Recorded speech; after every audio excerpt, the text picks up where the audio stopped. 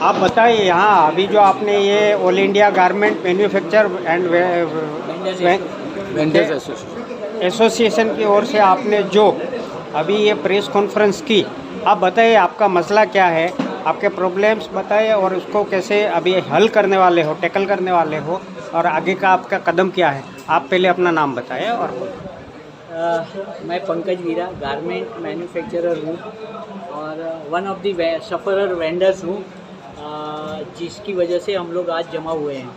हम जमा होने का कारण एक ही है हमारा अभी, ये है कि हम लोग future group of industries Kishore Biyani जो उसको लीड करते हैं, उनके पास हम लोग ने माल सप्लाई किया है।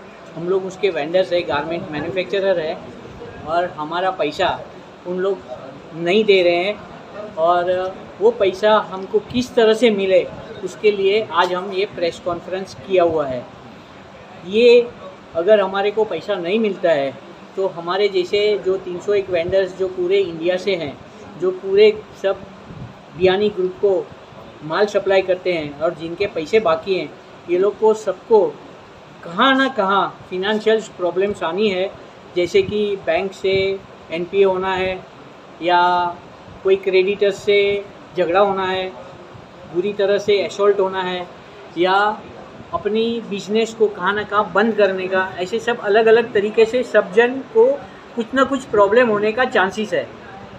ये मीडिया था जो आज हम प्रेस कॉन्फ्रेंस किया है। This is the first step that we have taken so many steps, but it was not unorganised. ये क्या प्रॉब्लम जो आई है कोरोना की वजह से आई है या बियानी को कुछ नहीं, ये कोरोना से पहले से है, और सिर्फ एक को नहीं आया, पूरे दुनिया में आया हुआ है। कोरोना से पहले से है, दुनिया में आया हुआ है। और ये कोरोना पे इन लोग ने जो भी डील किया रहेगा, जिसके साथ भी, उसके साथ डील करने में हमारे साथ उन लोग ने बुला के हमारे को कन्विंस करके कि आप कैसे भी करके हमको माल दो ताकि हम लोग आपके पूरे पैसे वापस दे देंगे।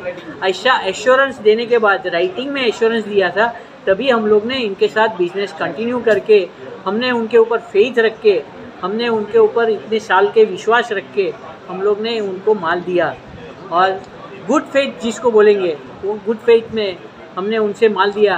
अभी क्या इसी आज के दिन आप उसको माल सप्लाई करते हो? नहीं, आज के दिन हम नहीं सप्लाई करते हैं। नहीं सर, अभी आपने मीटिंग में बोले कि अभी प्रेस कॉन्फ्रेंस में कि हम लोग को 30-45 डेज़ का क्रेडिट देना पड़ता, बाद में हम देते, बाद में हम पैसा ले जाते, तो हमको भिखारी की तरह होना पड़ता है। जरा उनके बारे में डिटेल बताइए सर जरा। जब भी हम अभी पैसा के लिए जाते हैं, तभी हमको ऐसा महसूस होता है, हमको ऐसा फीलिंग किया जाता है कि हम कुछ गलत काम कर रहे हैं। हमको ऐसा लगता है कि हम बेगर्स है, हमारा पैसा मांगने के लिए भी हमको हिचक होना पड़े, ऐसा व्यवहार सामने से होता है। तो समझ में ही नहीं आता है कि कैसे काम करें। मतलब मगर ये NSC ने निकाला फैसला ना कि 30-45 डेज आपको मिलेगा, आपको सिक्योरिटी देने वाला कौन था? ये MSME में हम लोग सब रजिस्टर्ड वेंडर्स है, और MSME में ये सख्त कानून है कि जो भी कॉर्पोरेट्स और जो MSME है उनको 45 डेज में पेमेंट्स मिल जाना चाहिए, कैसे भी करके। तो अभी MSME का कारण कुछ फैसला, कुछ फायदा नहीं है सर। हम MSME में जा रहे हैं, हमारे पास कहाँ सुनवाई नहीं है, हमको कुछ भी पता नहीं है कि इसका आगे कैसे होगा, क्योंकि कहाँ पे भी कुछ सुनवाई नहीं है।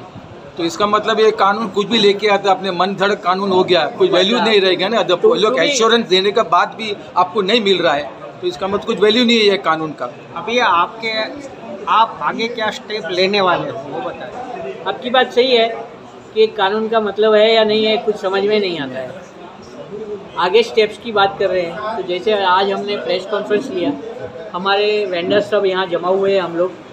हम लोग हमारा नेक्स्ट स्टेप्स है कि आखिर इंडिया से सब वेंडर्स को, उनके जो रिप्रेजेंट कर रहे हैं पर्टिकुलर लोग, इनको सबको एक ठिकाने पे जमा करके हम लोग पूरी एक्शन प्लान, जैसे सर का हमारे को सपोर्ट रहेगा, वो हिसाब से गाइडेंस के जैसे नेक्स्ट एक्शन प्लान हम लोग नक्की करेंगे।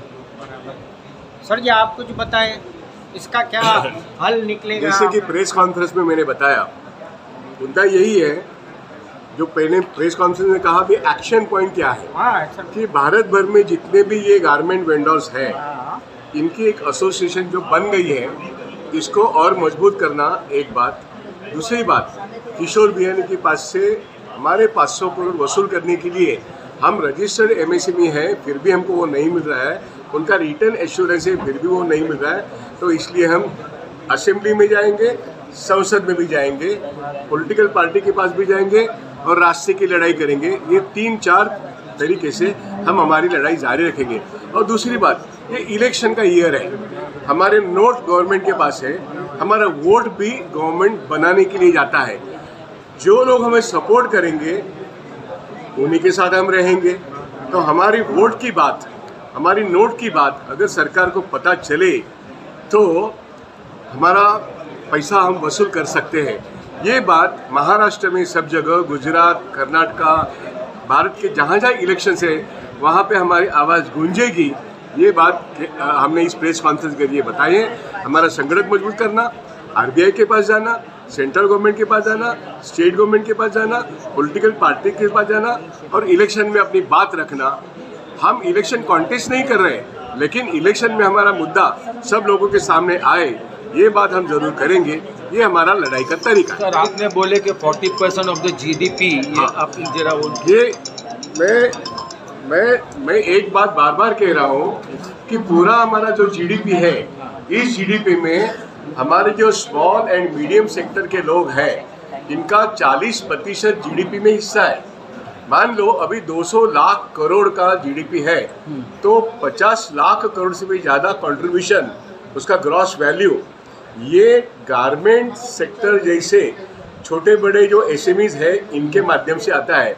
अभी गारमेंट ये पेइंग है, रेवेन्यू जनरेशन वाला है इकोनॉमी में, और उसमें अगर किशोर बियानी माल कमा के भागता है और हमारे 500 करोड़ नहीं देता है और खुद दूसरा ब्रांड बना के कमाई कर रहा है, तो हम उसको छोड़ेंगे नहीं।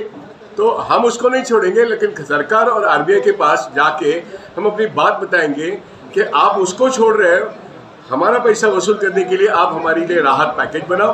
तो इस तरीके से हम इशू को एक ऑल इंडिया इशू बनाएंगे। इसलिए मैंने कहा मेरी वोट और मेरा वोट ये दोनों इस इकोनॉमी में बहुत इम्पोर्टेंट है, क्योंकि ये इलेक्शन का ज़माना है 2023 और 2024।